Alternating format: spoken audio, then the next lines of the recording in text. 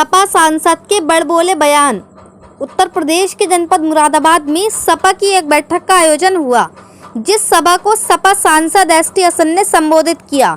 साथ ही सपा सांसद एसटी हसन ने कहा, समाजवादी पार्टी ने 15 जुलाई को धरना प्रदर्शन का ऐलान किया है, जिसकी वजह संपूर्ण प्रदेश जनता है। लोकतंत्र की हत्या हुई है। एसटी हसन ने भाजपा सरकार पर निशाना साधते हुए बोले कि प्रशासन ने पंचायत चुनाव लड़वाया और निर्दलीय प्रत्याशी को टिकट तक नहीं देने दिया, महिला प्रत्याशी को नहीं जीतने दिया गया। इन्हीं सब बातों को लेकर 15 जुलाई को समाजवादी पार्टी के द्वारा पूरे उत्तर प्रदेश में धरना प्रदर्शन किया जाएगा, ताकि इस धरने से सरकार को कुछ शर्म आ जाए। चुनाव के समय में ही भाजपा वादे करती है और वे सिर्फ वादे ही रहते हैं, पूरे नहीं होते।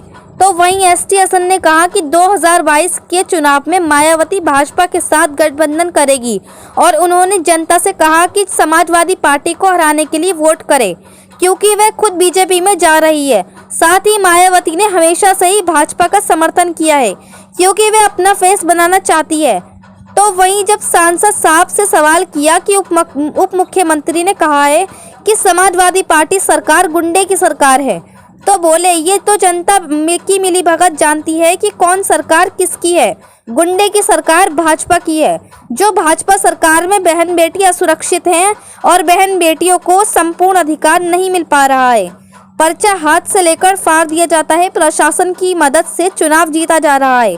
तो ऐसी सरकार ही गुंडे की है, समाजवादी पार्टी नहीं। आज भारी संख्या में सपा कार्यकर्ता और पदाधिकारी बैठक में मौजूद रहे। मुरादाबाद से परवेज अंसारी की रिपोर्ट।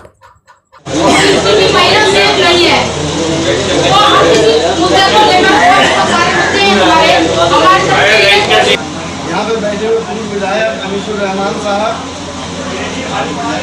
विजय यादव जी, साथियों, ये कौन सी डेमोक्रेसी है हिंदुस्तान के अंदर?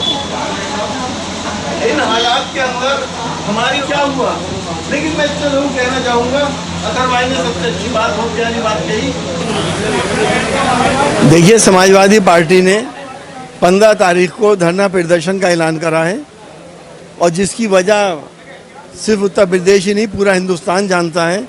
जिस तरह से लोकतंत्र की हत्या हुई है और जिस तरह से प्रशासन ने कार्यकर्ता बनके बीजेपी का चुनाव लड़ाया है, और जो बेईमानियां हुई हैं, जो जुल्म हुए हैं, उल्टे सीधे केसेस लगाए गए हैं, लोगों के कारोबार बंद किए गए हैं, उसके खिलाफ, सरकार के खिलाफ हम धरना देने जा रहे हैं। और ये धरना पूरे उत्तर प्रदेश के अंदर समाजवादी पार्टी करने जा रही है, ताकि शायद सरकार को कुछ शर्म आने लगे और लोकतंत्र की बहाली के लिए कुछ कदम उठाए। कौन सा? देखिए, चुनाव के बाद ऐसी बातें आती हैं। चुनाव सर पे है, 4.5 साल से हुकूमत इनकी चल रही है, इससे पहले क्यों नहीं ख्याल आया? और एज ए मुसलमान मैं ये बात जानता हूँ कि इससे मुसलमानों पे कोई फर्क नहीं पड़ने वाला। जनसंख्या कानून सबके लिए आ रहा है। अगर ये कानून बनाते हैं तो सबके लिए होगा वो, और हम इस कानून को जो ये बनाना चाह रहे हैं, हम यही चाहेंगे कि सबके ऊपर यकसा तरीके से ये लागू हो। हम ये नहीं मानते, ना हम इस बात से अपने हिंदू भाइयों को डराते कि हमारी तादाद इतनी हो जाएगी कि हम इस मुल्क पे कब्ज़ा कर लेंगे। ये सब जहालत की बातें हैं और लोगों का इग्नोरेंस है। लोग नहीं समझ रहे हैं कि ये मुद्दा किस लिए लाया जा रहा है।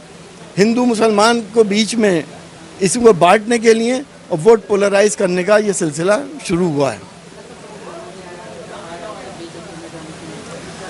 देखिए, इंटरनल रिपोर्ट्स यही हैं कि मायावती जी बीजेपी को सपोर्ट करेंगी, चाहे वो इलेक्शन से पहले करें या इलेक्शन के बाद।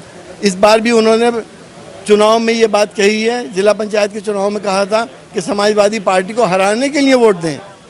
तो हराने वाला कौन है? वो बीजेपी। बीजेपी का ही नाम लेके कह देती हैं कि बीजेपी को वोट दें, लेकिन हराने के लिए वोट क्यों कहा? अपना फेस सेव करना चाहती हैं। और इन्होंने पार्लियामेंट के अंदर भी वो तमाम मुद्दे, चाहे 3 तलाक का मामला हो, 370 का मामला हो, CAA का मामला हो, इन्होंने बीजेपी का साथ दिया है।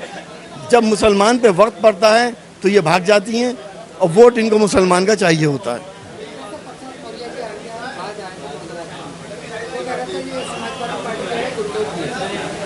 ये तो इस वक्त पूरे हिंदुस्तान ने देखा कि समाजवादी पार्टी गुंडों की है या बीजेपी गुंडों की है। आपने तो देखा यहाँ महिलाओं की, हमारी बहन बेटियों की इज्जत महफूज नहीं। हमने कभी प्राचीन काल में महाभारत में सुना था कि चीरहरण हो गया, वो हमने अपनी आंखों से इस बार हमने उत्तर प्रदेश के अंदर देखा। हमें खुद इस बात की शर्म है और शर्म महसूस हो रही है कि आखिर इन बहू बेटियों के साथ ऐसा क्यों हो रहा है। ये जुल्म, ये गुंडागर्दी, पर्चे छीन के फाड़ दिए गए, लोगों को अपहरण कर लिए गए, लोगों को प्रस्तावक को भगा दिया गया। ये क्या है? कौन गुंडागर्दी कर रहा है? ये आप और हम फैसला नहीं करेंगे, जनता फैसला करेगी।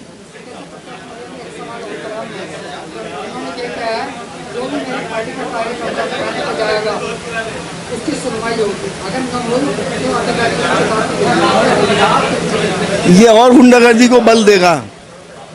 नाजायज काम के लिए भी अगर कोई जाएगा और हमारे थाने के अधिकारियों को मजबूर करेगा तो वो इस डर से उसका साथ देने लगेंगे कि शायद हमारे पर कार्रवाई हो जाए। मैं समझता हूँ ये एडमिनिस्ट्रेशन के लिए बहुत ख़तरनाक बात है। जाहिर सी बात है, गुंडागर्दी हो रही है और होती रहेगी, फिर तो पुलिस भी मजबूर हो जाएगी। अब तो कम से कम पुलिस को आंखों की शर्म तो है, वो कुछ ना कुछ तो करती है। फिर वो शर्म भी ख़त्म हो जाएगी क्योंकि उनके ऊपर एक्शन होंगे अगर उनकी गुंडागर्दी की बातों को पुलिस ने प्रोत्साहन नहीं दिया तो।